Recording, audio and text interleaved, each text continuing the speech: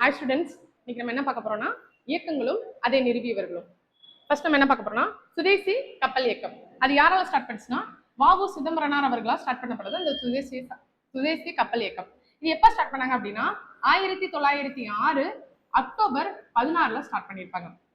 இந்த சுதேசி இயக்கம் எதுக்காக ஸ்டார்ட் பண்ணப்பட்டது அப்படின்னா ஆங்கிலேயரோட மிகப்பெரிய பேரிடியா இருந்தது இந்த சுதேசி கப்பல் இயக்கம் அப்படின்னா. ஏன்னா ஆங்கிலேயருக்கு எதிராக ஆங்கிலேயர் பொருட்களை எதுவுமே நம்ம யூஸ் பண்ணக்கூடாது, நம்ம நாட்டில் தயாரிச்ச பொருட்களை மட்டும் தான் யூஸ் பண்ணுங்கிறதுக்காக தான் இந்த சுதேசி கழகம்னே ஒன்று ஸ்டார்ட் பண்ணியிருப்பாங்க. ஸோ இந்த கப்பல் கழகம் அப்படின்னா வ.உ.சி அவர்கள் 2 கப்பல் வாங்கி விட்டுருப்பாரு. SS. Gallia and SS. Lawoe அப்படிங்கிற 2 கப்பல் வாங்கி விட்டுருப்பாரு.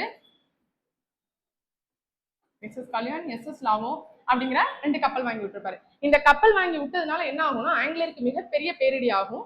ஸோ ஆங்கிலேயரே கொஞ்சம் ஒரு அளவு பயப்பட வச்சது யாரு அப்படின்னா இந்த சுதேசி கப்பல் இயக்கம் மூலமா வ.உ.சியை சொல்லலாம். சரி, இந்த இயக்கத்துக்கு இவர் வாங்குறதுக்கு பணம் இல்லாம என்ன பண்ணிருப்பாங்க அப்படின்னா இதை வந்து பங்குதாரரா அறிவிச்சிருப்பாங்க. ஸோ இதுல மெயின் பங்குதாரரா யார் இருப்பாங்க அப்படின்னா பாண்டித்துரை அவர்கள் இருப்பாங்க. ஸோ அந்த பாண்டித்துரை தான் என்ன பண்ணுவாங்கன்னா சுதேசி கப்பல் இயக்கத்துக்கு தலைவரா நியமிச்சிருப்பாங்க. வ.உ.சி அவர்கள் செயலாளரா இந்த இயக்கத்தை மேற்கொண்டு கொண்டு போயிருப்பாங்க. அடுத்து அவ்வை இல்லம். அவ்வை இல்லம் யார் ஸ்டார்ட் பண்ணிருப்பாங்க அப்படின்னா முத்துலட்சுமி ரெட்டி. அவ்வை இல்லம் எப்ப ஸ்டார்ட் பண்ணப்பட்டுச்சுன்னா 1930. இதுக்கு முன்னாடி சென்னையில 1930 அவ்வை இல்லம் ஸ்டார்ட் பண்ணப்பட்டோம். இதுக்கு முன்னாடி சென்னையில சாந்தோம் அப்படிங்கிற இடத்துல தான் இதை ஸ்டார்ட் பண்ணிருப்பாங்க. இப்ப அது அடையாறுல இருக்கு. அவ்வை இல்லம் சென்னை அடையாறுல இருக்கு. அவ்வை இல்லம் ஸ்டார்ட் பண்ண முத்துலட்சுமி ரெட்டி பத்தி சொல்லணும் அப்படின்னா அவங்க சட்டமன்ற மேலவைக்கு தேர்ந்தெடுக்கப்பட்ட முதல் பெண். அது போக சென்னையோட துணை மேயராக முதல் பெண்ணா இருந்திருக்காங்க. அடுத்து நம்ம சாரதா சதன், பண்டித ராமாபாய். சாரதா சதன் எப்போ ஸ்டார்ட் பண்ணாங்க அப்படின்னா 1889 ஸ்டார்ட் பண்ணாங்க. பண்டித ராமாபாய் பெண்களோட விடுதலைக்கும் பெண்களோட முன்னேற்றத்திற்கும் அதிகமா பாடுபட்டது யாருன்னா நம்ம பண்டித ராமாபாய். இவங்களுக்கு இந்த சாரதா சதன் இயக்கத்தை ஸ்டார்ட் பண்றதுக்கு ஹெல்ப் பண்ணது யாரு அப்படின்னா ராணடே பண்டிட்கர் அப்படிங்கிற 2 பேர் என்ன பண்ணிருப்பாங்கன்னா இவங்களுக்கு இந்த இயக்கத்தை ஸ்டார்ட் பண்றதுக்கு ஹெல்ப் பண்ணிருப்பாங்க. இந்த இயக்கம் எதுக்காக ஸ்டார்ட் பண்ணப்பட்டது அப்படின்னா விதவை பெண்கள் இருப்பாங்களே அவங்களுக்கு வீடற்றவங்களுக்காக வீடு கொடுக்கறதுக்காக இல்லம் கொடுக்கறதுக்காக ஸ்டார்ட் பண்ணதுதான் இந்த சாரதா சதன் அமைப்பு. அடுத்து சுயமரியாதை இயக்கம். நம்மளுக்கு தெரியும் சுயமரியாதை இயக்கம் தந்தை பெரியார். இது எப்ப ஸ்டார்ட் பண்ணாங்க அப்படின்னா 1925 ஸ்டார்ட் பண்ணிருப்பாங்க.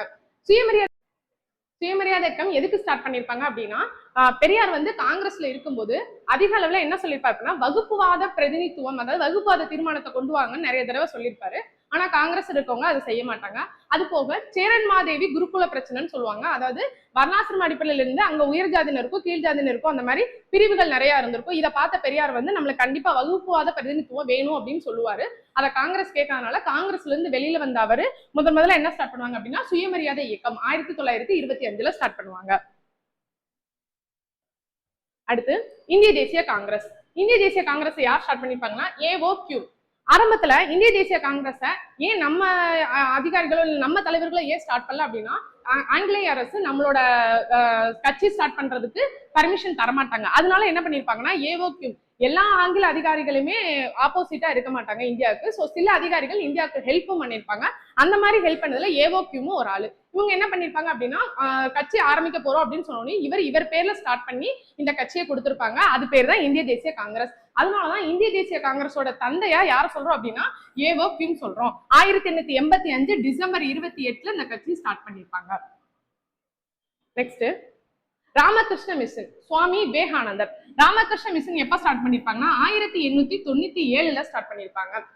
இந்த மிஷன் வந்து என்னன்னா ராமகிருஷ்ணனோட சீடர் தான் யார் அப்படின்னா சுவாமி விவேகானந்தர். அவர்களில் ஒரு சீடரா இருந்த விவேகானந்தர் ராமகிருஷ்ண பத்தின போதனைகளும் மக்களுக்கு நல்வழியப்படுத்துற மாதிரி சென்றடையணும்னு சொன்னதுக்காக தான் இந்த ராமகிருஷ்ண மிஷனை வந்து ஸ்டார்ட் பண்ணிருப்பாங்க.